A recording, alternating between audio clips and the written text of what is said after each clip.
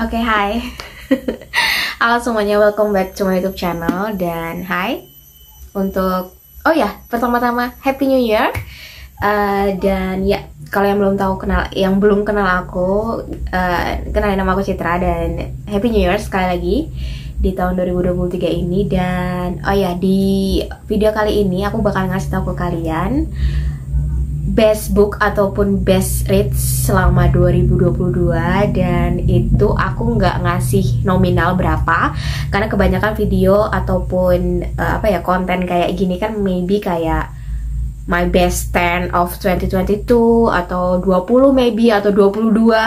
Banyak juga yang bikin 22 buku terbaik di tahun 2022, tapi aku nggak bikin kayak gitu. Aku bener-bener kayak ngasih tahu kalian buku terbaik apa aja yang aku baca selama tahun 2022 kemarin. Dan pertama-tama buku yang berhasil aku baca di tahun 2022 adalah sekitar, oh ya nih aku lagi ngintip di reading journal aku. Aku cuma bisa baca 19 buku dari goal aku 30 buku di tahun 2022. Dan kenapa? Karena lihat deh di monthly overview-nya banyak banget yang kosong. Nggak cuman kosong, tapi satu bulan tuh cuman baca 1, 2, 3, paling banyak aku baca itu bulan Januari, yaitu 3 buku. Like I don't believe in myself, kayak what? Kayak gitu, banyak yang 1, 2, banyak juga yang 0. Ada 2 bulan aku yang nggak baca buku sama sekali, yaitu bulan Juni sama bulan November. Karena memang disclaimer lagi, aku membaca itu nggak karena aku kayak punya target kayak gitu, nggak. Bacaan adalah, aku membaca adalah waktu untuk diriku sendiri, me time kayak gitu, untuk aku meluangkan waktu untuk diriku sendiri. Kayak aku kayak ya gitulah pokoknya. Ibaratnya aku membaca bukan karena aku punya target membaca gitu, enggak, tapi karena ya my kind of me time, I don't know, pokoknya intinya kayak gitu. Dan aku membaca sesuai mood. Jadi kalau memang nggak mood ya udah, aku sama sekali nggak memaksain diri untuk ngebaca. So ya itu tadi. Dan ya langsung aja, nggak ada cak-cak lagi. Sekarang aku bakal ngasih tahu ke kalian buku apa aja my best buku terbaik aku di tahun 2022. Dan ini bener-bener kayak lumayan sih bukunya, karena ya itulah pokoknya. Ya udahlah, langsung aja, aku nggak mau lagi cuap-cuap. Dan ya oke, udah aku bikin listnya di buku ini, di notebook aku. Dan lihat ini listnya, aku nggak tahu ini ada berapa buku, tapi aku sebenarnya agak galau antara mau aku bikin per genre ataupun langsung semuanya. Tapi pada akhirnya aku bikin juga per genre, tapi nggak yang terlalu spesifik gitu genrenya. So ya, dan oh ya, aku nggak bawa buku fisiknya karena aku nggak mau ngobrak-ngabrik. Aku nggak mau ngobrak-ngabrik bookshelf aku, karena males banget. Debu juga ya, sebenarnya nggak debu sih, karena males aja sebenarnya. Karena ada yang di situ, ada yang di sana, ada yang di sana. Yang di sini ada beberapa, ini ada kelihatan di sini. So ya, pokoknya intinya aku nggak bawa buku fisiknya, aku bakal ngasih fotonya. So ya, buku untuk genre yang pertama yaitu romance. Oke, aku bakal ngebahas satu-satu bukunya ya, karena aku nggak tahu, aku juga kayaknya udah bikin reading vlog untuk beberapa buku dari my best of 2022. So mungkin nanti aku bakalan kasih semua reading vlog ataupun review yang aku bikin di description box. So ya, langsung aja untuk yang genre pertama yaitu romance. Oke, romance aku cuman ada 2 buku yang bener-bener kayak bener-bener kayak terhitung my best book gitu, my best read untuk kategori romance di tahun 2022. Dan untuk yang paling, aku bikin yang paling untuk yang nomor 2, karena aku cuma ada 2 buku. Dan yang nomor 2 itu adalah The Love Hypothesis by Ellie Hazelwood. Kayak oh my god, buku itu, jadi sebenarnya aku cerita lagi, aku kenapa bisa beli buku itu karena ada di mana-mana kayak viral gitu, bukunya fenomenal banget. Dan aku penasaran banget gitu kan. Dan itu juga bulan Februari kalau nggak salah aku belinya. Itu tuh kayak ngepasin gitu di Valentine's months of Valentine's, bulan of cinta kayak gitu. So kayak oke lah, aku coba. Dan ternyata oh my god, kayak fake dating trope yang bener-bener kayak bikin bikin butterfly banget. Dan itu juga merupakan debut novelnya si Ellie Hazelwood. Jadi kayak fresh banget kenapa keluarnya dia, karena dia kayak bikin cerita itu tuh tentang apa ya, menyatukan antara sains dan romance kayak gitu. Bener-bener kayak jarang banget aku nemuin buku yang ngebahas apa namanya, yang dunia sains itu tuh dikembangkan jadi sebuah novel romance kayak gitu. Bener-bener kayak jarang banget, malah nggak ada. Mimi nggak tahu, dia bener-bener buku pertama yang aku baca tentang sains tapi di apa namanya, dibikin romance kayak gitu. Karena selama ini kan paling perkantoran lah, yang off campus lah, yang segala macam kayak gitu. So ya, The Love Hypothesis by Elie Hazelwood jadi nomor kedua best of romance aku, buku romance aku di tahun 2022. Dan ya, aku kasih berapa bintang? 4 bintang untuk buku itu. Dan untuk yang nomor 1, aku bener-bener kayak masih fresh banget karena dia masih ada di otakku dan kelihatan bukunya, yaitu adalah Things We Never Got Over by siapa nih? Lucy Score. Ini dia bukunya. Aku taruh di sini karena aku bener-bener kayak masih apa ya, hangover sama buku ini. Aku bener-bener kayak belum bisa move on sama buku ini. Dan aku nyelesain buku ini di last minute 2022 karena aku nyelesainnya di bulan Desember. Itu aku selesai tanggal berapa? Kayaknya udah last minute banget deh aku nyelesain ini. Kayak oke, aku mau lihat tanggal 30 Desember aku selesaiinnya. Kayak oh my god. Jadi ini buku bener-bener romance yang masih fresh banget di otak aku dan masih fresh banget di hati aku, dan bener-bener kayak bikin aku butterfly. Aku susah move on dari cerita ini karena oh my god, bener-bener kayak kompleks banget kisah tentang apa ya, bukan trauma sih, kayak kepercayaan diri yang hilang kayak gitu, kemudian trust issue, kemudian kayak pokoknya intinya ini kompleks banget kisah antara si Naomi dan si siapa namanya, aku sampai lupa siapa nama cowoknya, Naomi sama Knox. Oke, oh my god, sumpah ini aku rekomendasiin banget buat kalian yang demen banget romance. Ini bener-bener luar biasa banget. Ini bener-bener, tapi disclaimer juga, ini spicy banget bukunya. Dan oh my god, bener-bener kayak gara-gara buku ini, gara-gara selesai aku baca buku ini, aku sekarang lagi kayak nyari-nyari buku romance bagus lagi gitu. Gara-gara buku ini aku jadi kayak berburu romance bagus gitu. Dan bener-bener kayak 2020 itu pokoknya the best romance yang pernah aku baca selama itu. Dan bener-bener kayak Elie Hazelwood, bukunya Elie Hazelwood yang Love on the Brain, kayak bener-bener kayak menyingkirkan itu, dan itu sampai nggak masuk ke list aku. Love on the Brain by Elie Hazelwood bener-bener kayak nggak masuk best romance aku di tahun 2022. Aku kayak nggak tahu, aku ngabisin buku itu bener-bener kayak cepet banget, dan bener-bener kayak aku kenapa jadi ngebahas itu ya. Pokoknya intinya seperti yang aku bilang di vlog aku, bener-bener kayak nggak ada, pokoknya nggak ada butterfly, bener-bener kayak nggak tahu deh, buku itu bener-bener sesuatu, dan aku bener-bener kecewa sama buku itu. Makanya dia sama sekali nggak masuk di list aku best of romance 2022. Dan oh ya itu, pokoknya buku ini bener-bener kayak Lucy Score, bener-bener kayak aku kayak bener-bener menantikan buku kedua dia.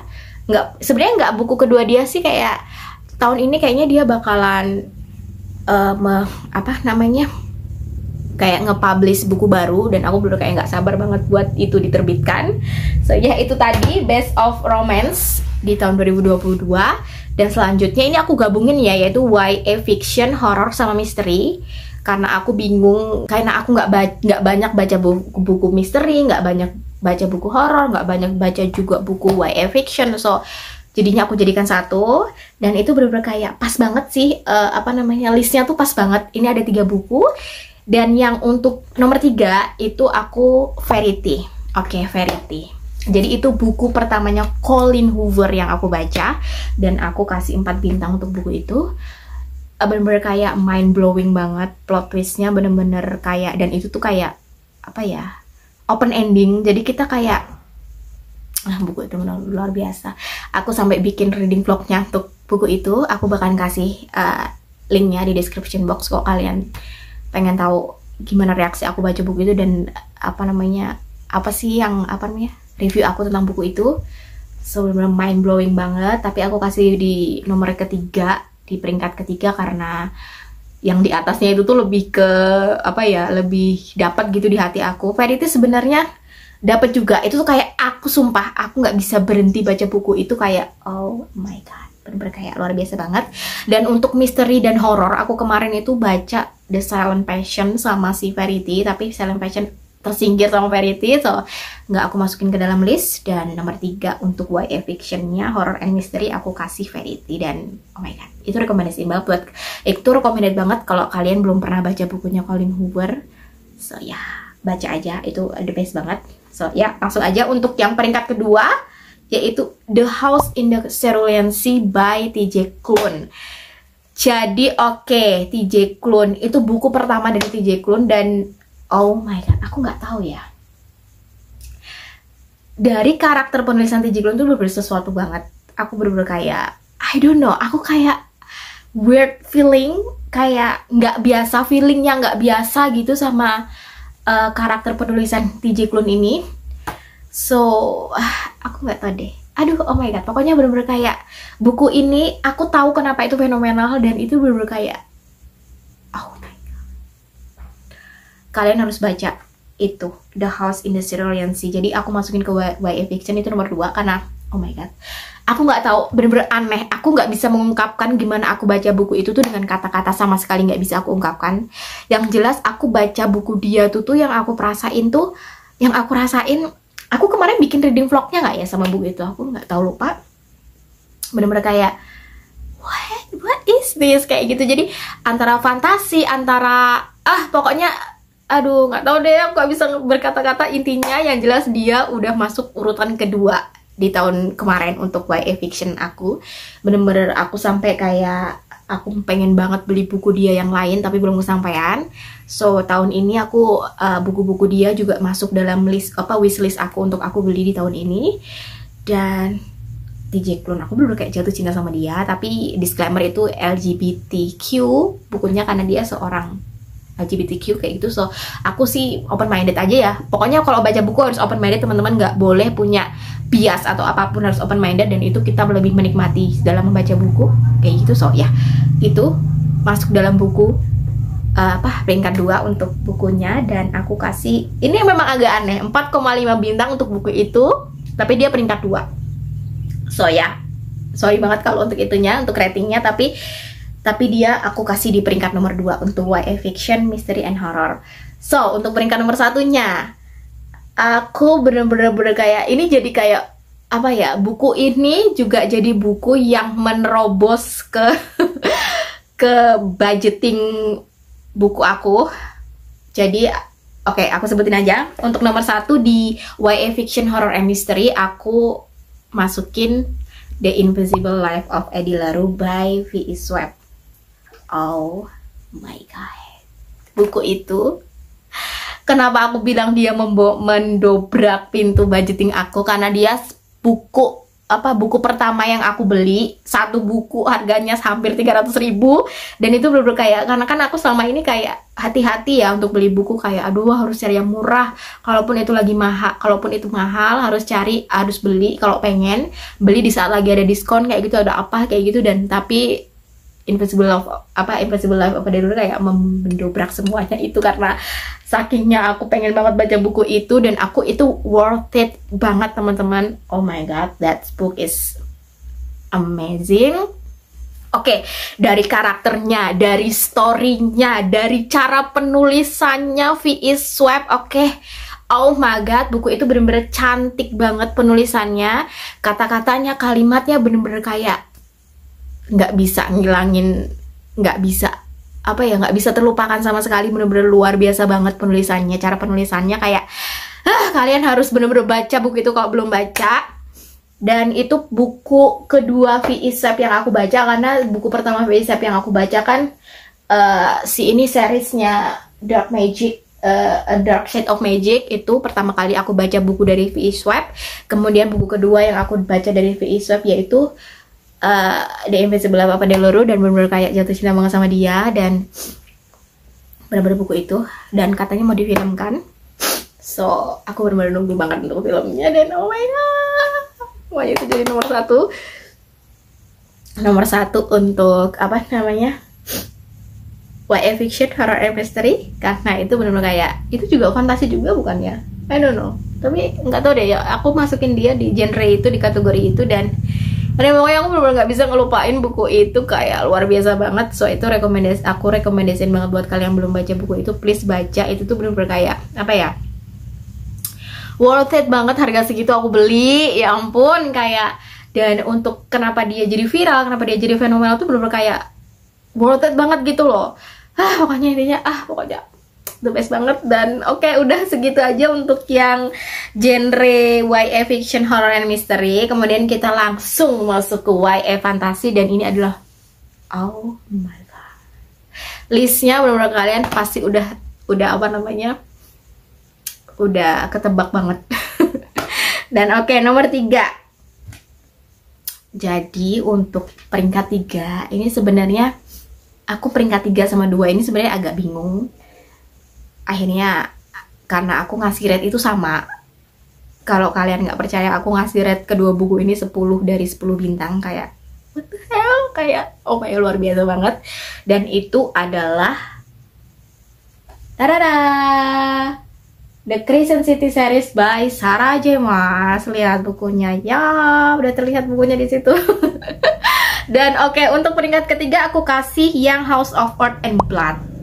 Padahal tetap aku kasih 10 dari 10 bintang untuk ratingnya. Kenapa? Karena ya nggak bisa kenapa ya?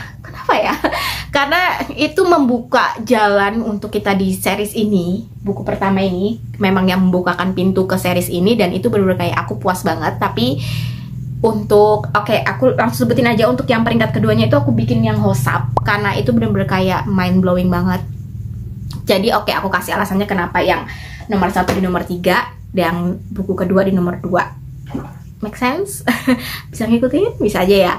Oke, kenapa? Karena buku pertama itu kan membuka kita untuk ke dunia Crescent City. Jadi itu tuh baru dasar-dasarnya, dan kita di situ juga baru tahu karakter-karakter masing-masing. Kita diperkenalkan setiap karakter. Mereka itu karakter yang seperti apa. Kemudian Crescent City dan dunia Crescent City ini dunia yang seperti apa, itu kita tahu di buku pertama.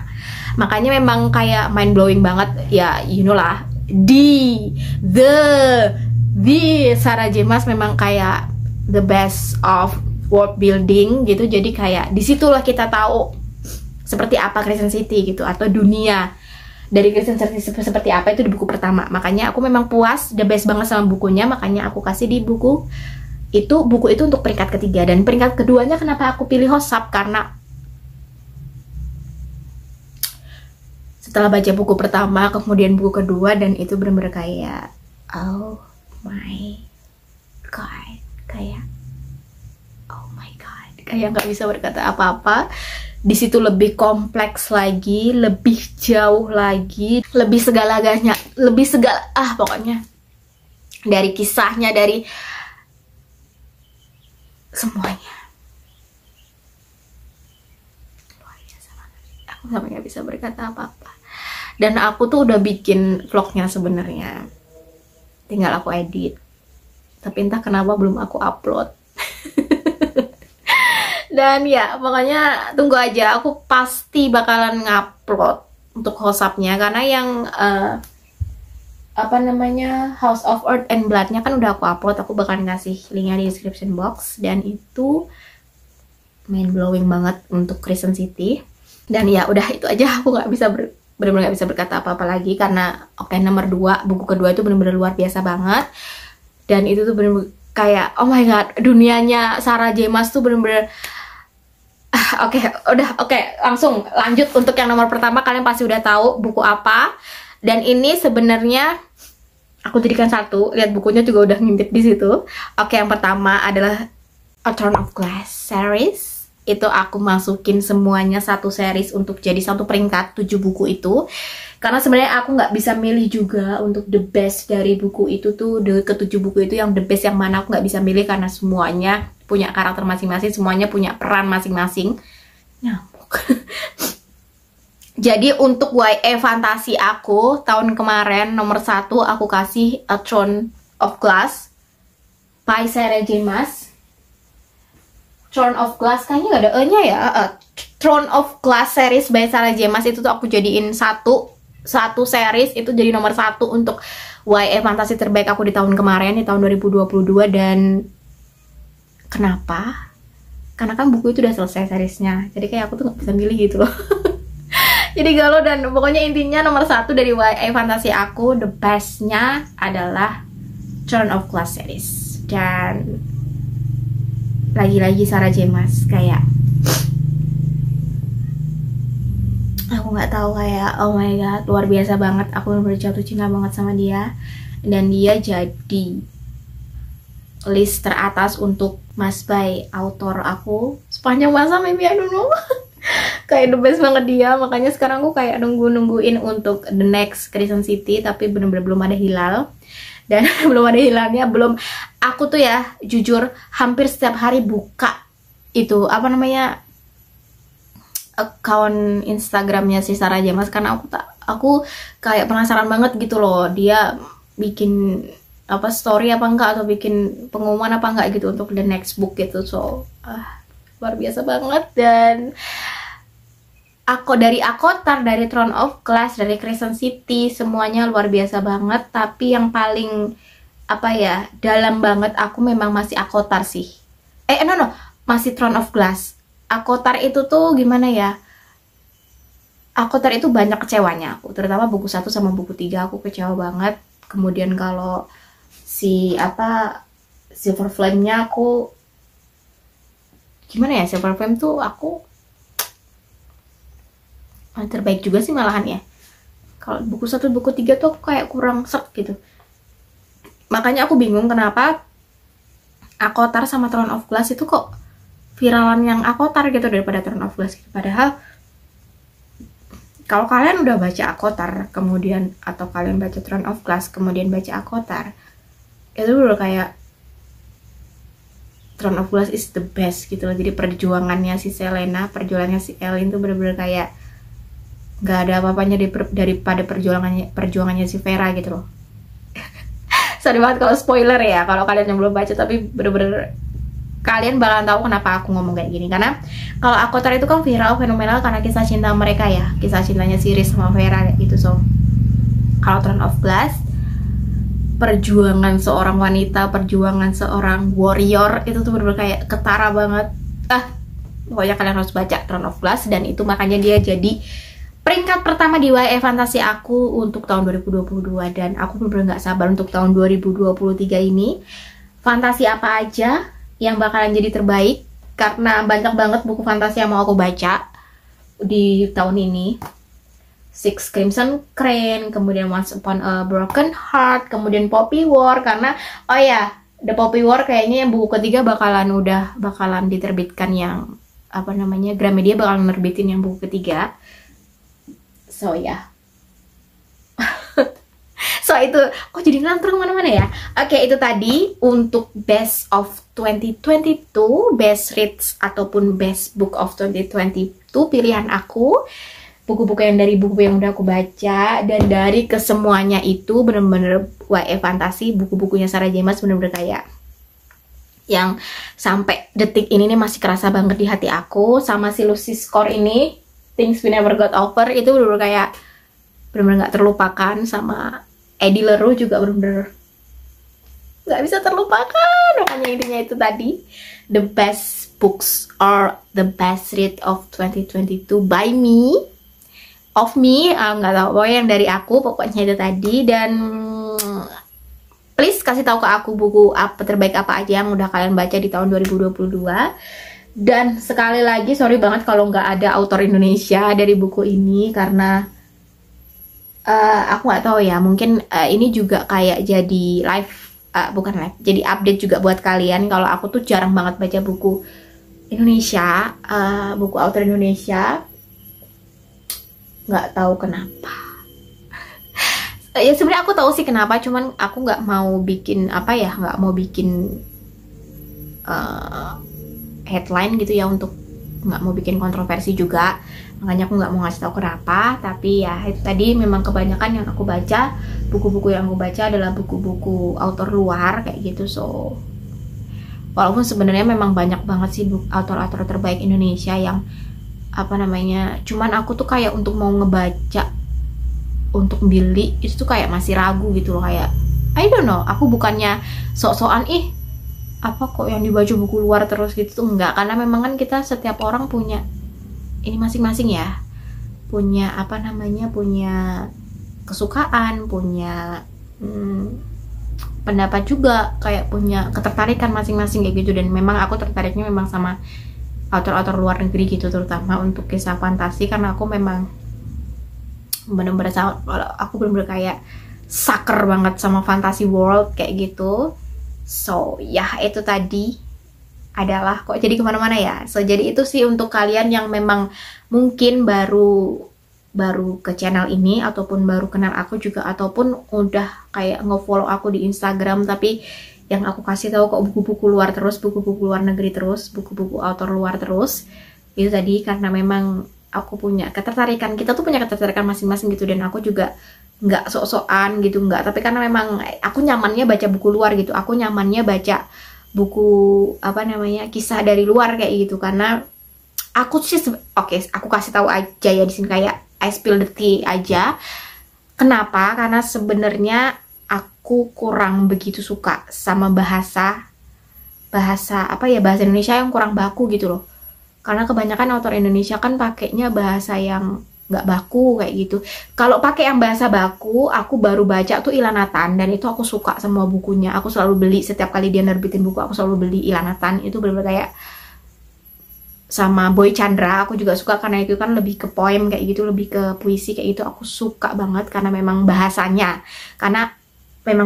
yang apa, bikin aku tertarik, yang bikin aku nyaman kayak gitu. Dan even kalaupun apa author luar tapi diterjemahkan dengan bahasa yang kurang enak juga, diterjemahkan ke Indonesia dengan bahasa yang kurang baku, aku juga malah mending beli buku bahasa Inggrisnya aja kayak gitu. So aku kurang nyaman sama buku Indonesia yang bahasanya bahasa tidak baku kayak gitu, bahasa yang bias, bahasa yang keseharian gitu. Aku memang kurang nyaman kayak gitu karena aku tidak menemukan keindahan dari bahasa yang kurang baku kayak gitu. Walaupun sebenarnya ya kalau kita ngomong ya bahasa biasa aja kayak gini, bahasa apa ya, gaul, istilahnya bahasa gaul kayak gitu, bahasa keseharian kayak gitu. Tapi kalau untuk sesuatu yang aku baca, aku benar-benar nggak nyaman banget kalau itu bukan hal yang baku kayak gitu, jadi bukan bahasa yang baku kayak gitu. Makanya aku suka banget sama Ilanatan karena cara dia menulis itu tuh kayak buku terjemahan yang diterjemahkan ke dalam bahasa Indonesia yang baik dan benar kayak gitu. So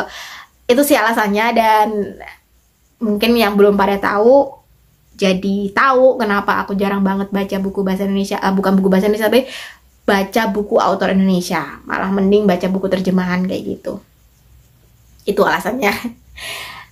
Makanya King of Scar itu sebenarnya kan King of Scar aja sebenarnya aku agak kurang nyaman. Buku-bukunya Leigh Bardugo itu sebenarnya agak kurang nyaman karena memang terjemahannya kurang ini juga sebenarnya. Tapi ya aku kayak, makanya nih aku agak bingung mau tetap baca apa King of Scar series apa duology ini tetap bahasa Indonesia atau aku pengen beli buku bahasa Inggrisnya kayak gitu. Aku belum tahu kayak gitu. So dan itu juga terjadi juga sama di buku The Poppy War karena aku belum buka segel, jadi aku belum tahu tulisannya kayak gimana gitu, bahasanya kayak gimana, jadi aku belum bisa memutuskan.